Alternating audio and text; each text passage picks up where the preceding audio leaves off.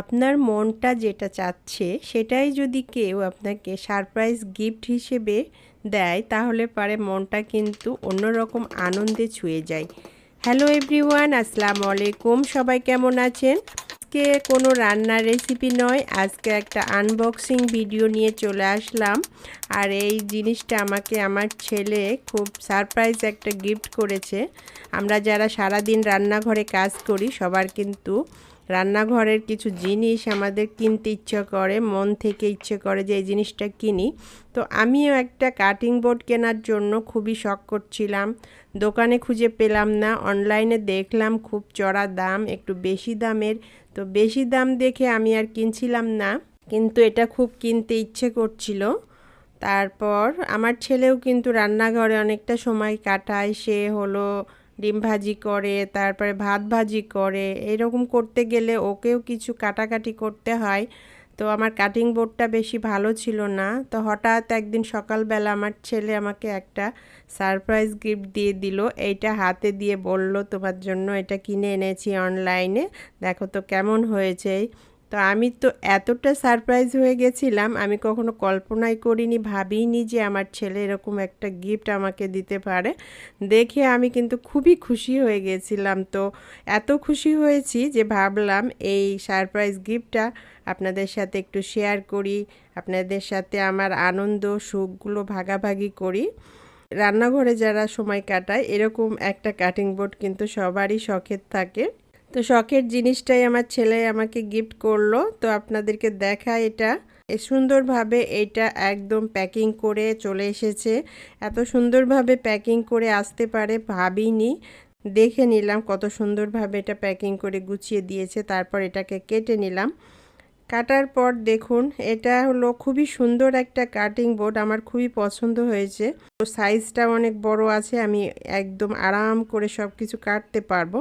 কিন্তু হলো এই বোর্ডটা হলো একটু কাঁচা ছিল কাঠটা, সেজন্য এটাতে এক সাইডে ফাঙ্গাস ধরে গেছে। তো এটার জন্য কমপ্লেন করেছিলাম, কিন্তু জিনিসটা হাতে চলে এসেছে, এটা আর আমি ফেরত দেই নাই বা চেঞ্জের জন্যই করিনি। তো আমি তো শুরু করে দিলাম এটা ইউজ করা। তো এটা পেয়ে তো খুবই আরাম করে হলো সব কিছু কাটাকাটি করা যায়, আর হলো কাটতে এত আরামদায়ক, এত আর এই বোর্ডটা ইউজ করার কিছু সিস্টেম আছে।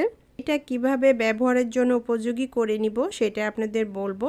প্রথমে আমি এটাকে ভালো করে সাবান দিয়ে পরিষ্কার করে ধুয়ে নিয়েছি, নিয়ে হালকা রোদে দিয়ে শুকিয়ে নিয়েছি। বেশি কড়া রোদে দেয়া যাবে না, তাহলে বোর্ডটা ফেটে যাবে।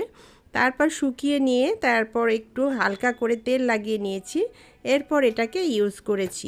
আর এটা হলো যখনই ব্যবহার করবেন তখন ভালো করে ধুয়ে এটাকে শুকিয়ে নিয়ে রেখে দিতে হবে। ভিজা থাকলে পারে এটাতে ফাঙ্গাস ধরে যাবে, আর এটা শুকিয়ে রাখতে হবে।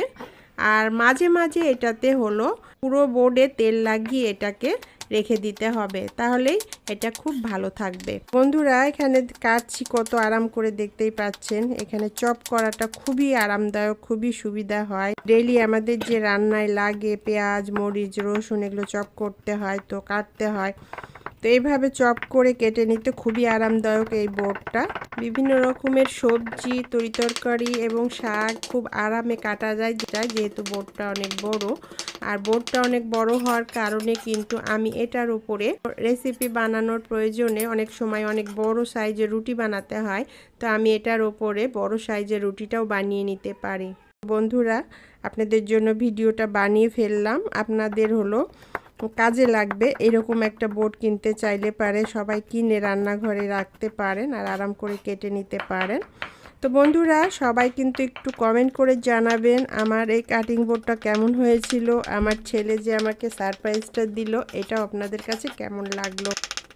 আপনাদেরকে কেউ কখনো এরকম সারপ্রাইজ গিফট দিয়েছে কিনা কমেন্টসে জানাতে পারেন। তো এই গিফটটা আমার এত ভালো লেগেছিল যে আমি আপনাদের সাথে শেয়ার করলাম। এইরকমই নতুন নতুন ভিডিও কিংবা রেসিপি পেতে আমার পেজে চোখ রাখুন, সাবস্ক্রাইব ফলো দিয়ে আমার পেজটিকে সাপোর্ট করুন। সবশেষে বলবো একটা লাইক কমেন্ট শেয়ার করে দিবেন প্লিজ। তাহলে বন্ধুরা, এইরকমই একটা গিফট কিনে আপনার প্রিয়জনকে সারপ্রাইজ উপহার দিয়ে স্পেশাল করে রাখতে পারেন কিছুটা মুহূর্ত। আজকের মতো এখানেই বিদায় নিচ্ছি। আবার দেখা হবে এইরকমই নতুন কোনো ভিডিও কিংবা রেসিপির সাথে। ততক্ষণ সবাই ভালো থাকুন, সুস্থ থাকুন, নিরাপদে থাকুন। আল্লাহ হাফেজ।